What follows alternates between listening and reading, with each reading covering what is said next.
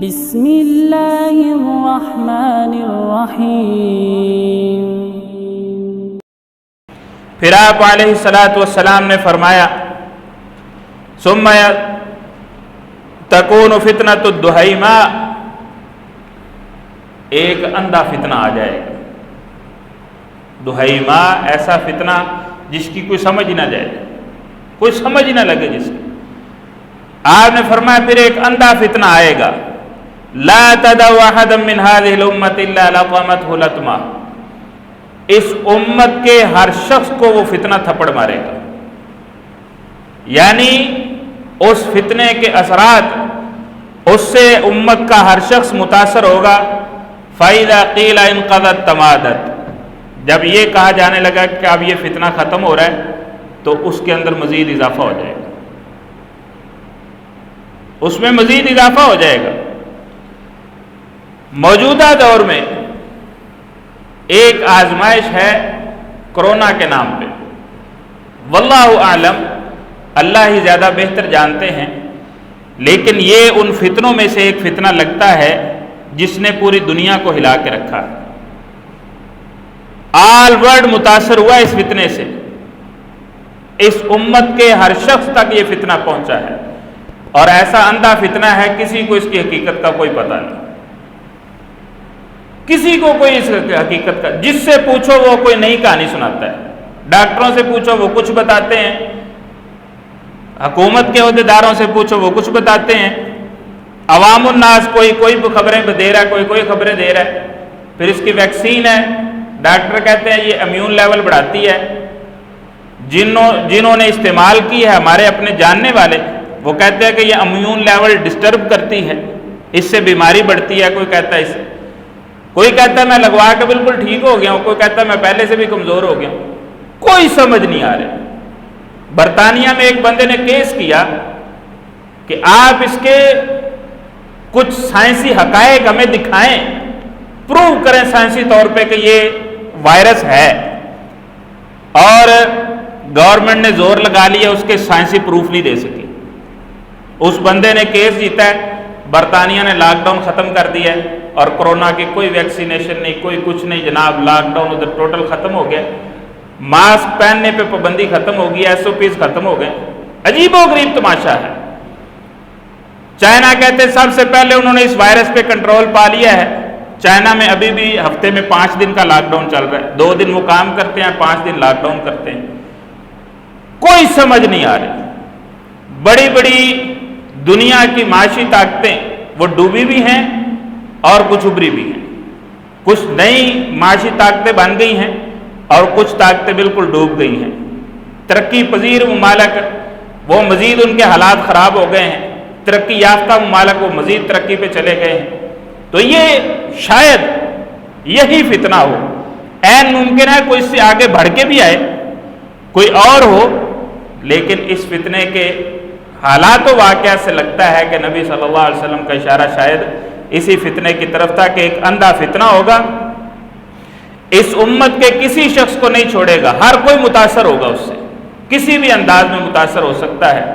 تو آپ علیہ السلام نے فرمایا جب بھی یہ کہا جانے لگے گا کہ اب یہ فتنہ ختم ہو گیا ہے، یہ فتنہ اور زیادہ بڑھ جائے گا۔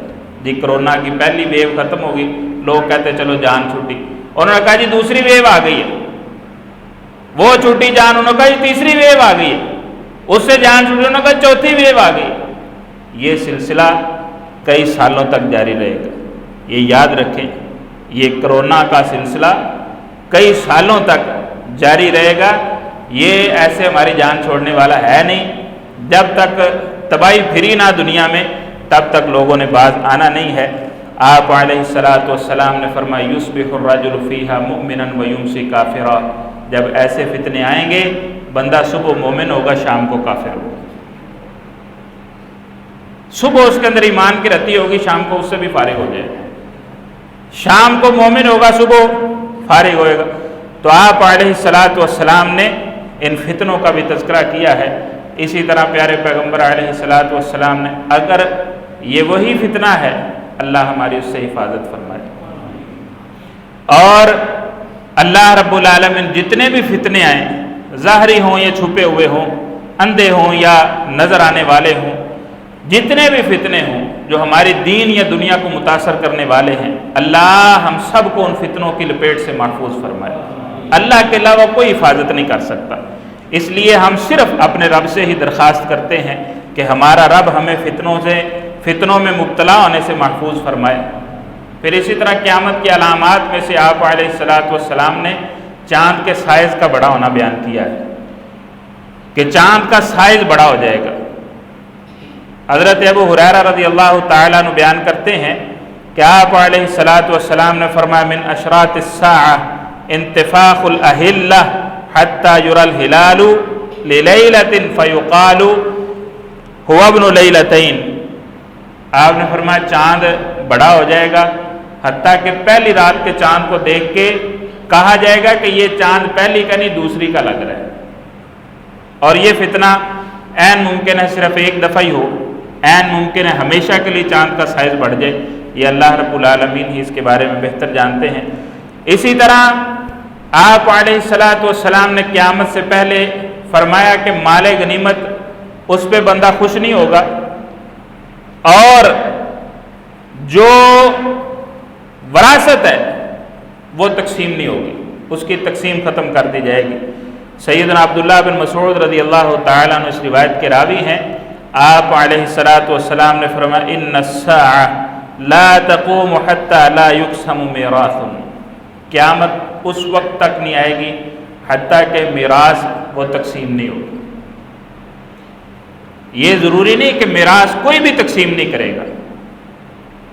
آج میراث تقسیم نہ کرنے کے حوالے سے اس قدر تقصیر اور کمی ہے کہ اکثر علماء وہ وراثت کے مسائل ہی بھول جاتے ہیں، کیونکہ پوچھتا ہی کوئی نہیں۔ انہوں نے پڑھے ہیں، علم سیکھا ہے، لیکن کبھی معاشرے پہ سوال ہی کسی نے نہیں کیا۔ بمشکل 1% لوگ ہوں گے، بمشکل، میں یہ بمشکل کہہ رہا ہوں، 99% لوگ جو ہیں وہ یہ سوال ہی نہیں کرتے وراثت کی تقسیم کے حوالے سے۔ سال میں کوئی 1-2 بندے آتے ہیں جو پوچھتے ہیں کہ جی ہم نے وراثت تقسیم کرنی ہے تو اس کی شرعی تقسیم کیا ہے۔ اگر کوئی تقسیم کرتے بھی ہیں اس سے زیادہ لوگ تو وہ بندر بانٹ ہی کرتے ہیں، مل بیٹھ کے بندر بانٹ کر لی، یہ تم لے لو، یہ مجھے دے دو، یہ ایسے کر لو، یہ ایسے کر لو، یہ بہنوں کو ادھر دے دو۔ یہ ناجائز ہے، یہ قیامت کی علامات میں سے ہے۔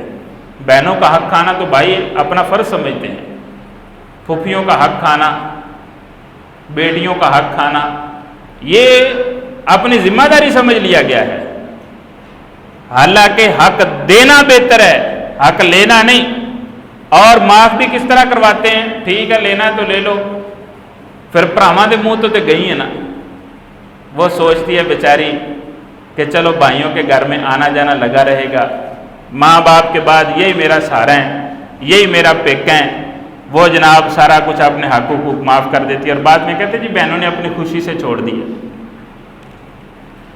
تم زیادہ ضرورت مند ہو، جن کو آدھا ملنا تھا وہ ضرورت مند نہیں، ان کو ان کا حق دو۔ آپ علیہ الصلاۃ والسلام نے یہ قیامت کی علامات میں سے بیان کیا کہ مال وراثت جو ہے اس کی تقسیم نہیں ہوگی، اور بہت سارے بڑے بڑے جاگیرداروں میں یہ سسٹم موجود ہے۔ آپ حیران ہوں گے، یہ محلے میں 4-5 مرلے والے مکان کے لوگ نہیں، بڑے بڑے جاگیردار جن کے پاس سینکڑوں نہیں ہزاروں ایکڑ زمینیں ہیں، وہ بالکل وراثت کی تقسیم نہیں کرتے، بالکل تقسیم نہیں کرتے۔ رشتے کرتے ہیں، بٹے سٹے میں کر لیتے ہیں، ہماری بیٹی اس گھر میں، ان کی بیٹی ہمارے گھر میں، تم ہماری بیٹی کی جائیداد مت لینا، ہم تمہاری کی نہیں لیں گے، یہ جائیداد تقسیم نہیں ہوگی۔ صدیوں سے یہ سلسلہ چل رہا ہے۔ اگر کوئی اس طرح کا رشتہ نہیں ملتا ان کو کہ جس سے ان کی وراثت گھر میں ہی رہ جائے، زمین بٹنے سے رک جائے، وہ بیٹیوں کا رشتہ ہی نہیں کرتے۔ بیٹیاں ٹی وی سے اس کی شادی کر دیتے ہیں کہ ٹی وی سے تمہاری شادی کر دی ہے، کمرے میں ٹی وی لگا دی اور اس کو اس کمرے میں بند کر دی۔ بیٹیوں کی شادی قرآن سے کر دیتے ہیں، اس لیے کہ یہ مال وراثت جو ہے یہ تقسیم نہ ہو۔ یہ ہے ہمارے معاشرے میں، پاکستان میں موجود ہے یہ سلسلہ. تو اس لیے یہ قیامت کی نشانیوں میں سے ایک نشانی ہے. اور آپ نے فرمایا وَلَا يُفْرَحُ بِغَنِيمَةٍ، مال غنیمت ملے گا لیکن اس کی کوئی خوشی نہیں ہوگی. اس لیے یہ قیامت کی علامات میں سے علامت ہے. اللہ رب العالمین ہمیں اپنی بیٹیوں کا، بہنوں کا، پھوپھیوں کا، جو بھی ہمارے نادار تعلق والے رشتہ دار ہیں، جو ہمارے مال میں سے حق رکھتی ہیں، اللہ رب العالمین ان کا حق ان تک ہمیں پہنچانے کی توفیق عطا فرمائے. اسی طرح آپ علیہ الصلاۃ والسلام نے قیامت کی علامات میں سے علامت بیان کیا کہ پہاڑ اپنی جگہ سے ہل جائیں گے، سارے ہی نہیں، یعنی کچھ نہ کچھ ایسا ہو جائے گا کہ پہاڑ اپنی جگہ چھوڑ دیں گے. حضرت سمرہ رضی اللہ تعالیٰ عنہ بیان کرتے لا تقوم الساعة حتى تزول الجبال عن اماكنها وترون الامور العظام التي لم تكونوا ترونها. آپ نے فرمایا قیامت اس وقت تک نہیں آئے گی جب تک پہاڑ اپنی جگہ نہیں چھوڑ دیں، اپنی جگہ سے ہل جائیں گے، اور تم ایسے عظیم بڑے بڑے کارنامے دیکھو گے جو اس سے پہلے تم نے کبھی دیکھے نہیں ہوں گے. ہمارے موجودہ معاشرے میں بڑے بڑے ایسے کارنامے ہیں جو ہم نے کبھی سنے بھی نہیں تھے. یہ موبائل چھوٹا کارنامہ ہے یار، یہ موبائل کوئی دیکھ لیں، یہ اندھے فتنے والی بات بھی اس پہ فٹ ہوتی ہے، لیکن بہرحال یہ بھی ایک کارنامہ ہے. ہر بندے کی، ہر بچے کی رسائی ہوگی اس تک. اور میں پڑھ رہا تھا کچھ دن پہلے کہ چند سال پہلے، یہ موبائل کے آنے سے پہلے، ہمارے گھروں میں ایک بڑی خوبصورت روایت تھی کہ رات کو سونے سے پہلے اپنے والدین کے کمرے میں جانا، ان کے کمرے میں جانا، ان کے پاؤں دبانا، ان کی کوئی باتیں سننا نصیحت والی، کوئی مشورہ کر لینا ان سے، ان کی کچھ نہ کچھ خدمت. کیوں آئی صاحب؟ یہ تھا کہ نہیں تھا؟ یہ شرافا کے گھروں میں یہ روایت تھی. جب سے موبائل آیا ہے یہ ختم ہو گیا ہے. بچے اپنے اپنے کمرے میں اپنے اپنے موبائلوں پہ مصروف ہیں. وہ میں نے پڑھا کہ ایک بزرگ، اس کا بیٹا، اس کو احساس ہوا کہ یار ہم یہ نیکی کرتے تھے، اب ہم نے یہ چھوڑ دیا، ہمیں یہ نیکی دوبارہ کرنی چاہیے. تو اپنے والد کے کمرے میں گیا، جا کے ان کے پاؤں دبانے لگا. تو باپ نے بڑی شفقت سے پوچھا، اس نے کہا بیٹا موبائل خراب ہو گیا ہے، یعنی آج تم مجھے ٹائم دینا لگتا ہے تمہارا موبائل. اس نے کہا میں آپ کو بیٹا ٹھیک کروا دوں گا صبح، آپ پریشان نہ ہو. والدین بڑے حساس ہوتے ہیں. ان فتنوں نے ہمیں کہیں کا نہیں چھوڑا، ہماری معاشرت کو تباہ کر دیا، ہماری تہذیب کو تباہ کر دیا، ہمارے اخلاق کو متاثر کر دیا، کہیں کا نہیں چھوڑا ان فتنوں نے ہمیں. تو یہ اتنے بڑے بڑے کام ہیں کہ جن پہ حیرت ہوتی ہے. کروڑوں کی کاریں ہیں، یہ تھوڑی چھوٹی بات ہے. جہاز آسمان میں کئی سینکڑے بندے لے کے اڑ رہے ہیں، یہ چھوٹی بات ہے. ٹرینیں کئی 100 کلومیٹر فی گھنٹہ کی سپیڈ سے بھاگ رہی ہیں، یہ چھوٹے کام ہیں. بڑے بڑے ایسے کام جو ہمارے آج سے 50-60 سال پہلے جو لوگ تھے انہوں نے کبھی تصور بھی نہیں کیا تھا کہ یہ بھی ہو سکتا ہے دنیا میں، آج وہ ہوتے دیکھ رہے ہیں. صدی پہلے جنہوں نے تصور نہیں کیا تھا آج وہ ہوتے دیکھ رہے ہیں. کبھی کسی نے کہا تھا کہ پورا موبائل ٹچ سکرین میں ہوگا، کسی نے کہا ہمیں مار رہے ہیں. آج دیکھ لو بندے بندے کے ہاتھ میں ٹچ سکرین والا موبائل ہے. تو آپ نے فرمایا کہ ایسے ایسے بڑے کام دیکھو گے قیامت سے پہلے جو تم نے کبھی نہیں دیکھے ہوں گے. اور اسی طرح آپ نے فرمایا پہاڑ اپنی جگہ سے ہل جائیں گے.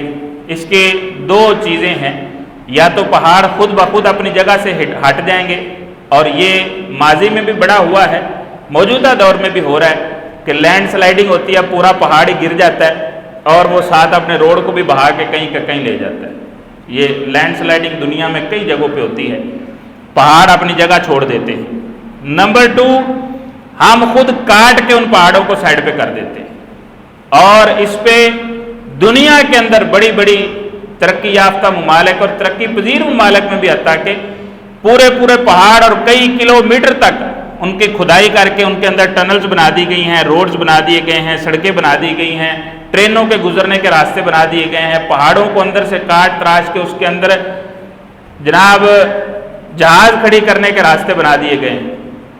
تو یہ ساری چیزیں ہمارے معاشرے میں ہو چکی ہیں اور مزید ہو رہی ہیں کہ پہاڑ یا خود اپنی جگہ سے ٹوٹ کے گرتے ہیں اور سائڈ پہ ہو جاتے ہیں، یا ان کو سائڈ پہ کر دیا جاتا ہے اور وہاں سے راستہ صاف ستھرا بنا دیا جاتا ہے، جبکہ وہاں کوئی راستہ نہیں ہوتا۔ تو یہ قیامت کی علامات میں سے علامات ہیں۔ اللہ رب العالمین فتنوں سے ہماری حفاظت فرمائے، اور یہ ساری علامات ہمیں صرف اور صرف یہ دعوت دیتی ہیں کہ اپنی آخرت کی فکر کر لو، حساب کے دن کے لیے تیاری کر لو، اپنے آپ کو جھنجھوڑو، جہاں پہ غلطی کر رہے ہو وہاں پہ اپنی اصلاح کر لو، جہاں پہ تمہیں لگ رہا ہے کہ یار یہ سستی ہو رہی ہے اس سستی کو ختم کرو۔ اتنی سی زندگی ہے اور قیامت کے مقابلے میں اس کی کوئی حقیقت نہیں ہے۔ اس زندگی کو رب کی ہے، رب کے نام پہ کر دو، اور اللہ رب العالمین کی اطاعت، اللہ کے رسول صلی اللہ علیہ وسلم کی اطاعت اور ان کے احکامات کی بجا آوری اپنی زندگی کا شعار بنا لیں۔ اللہ کی قسم اسی میں ہی دنیا کی کامیابی ہے۔ صدق اللہ خالقنا المولانا العلی العظیم۔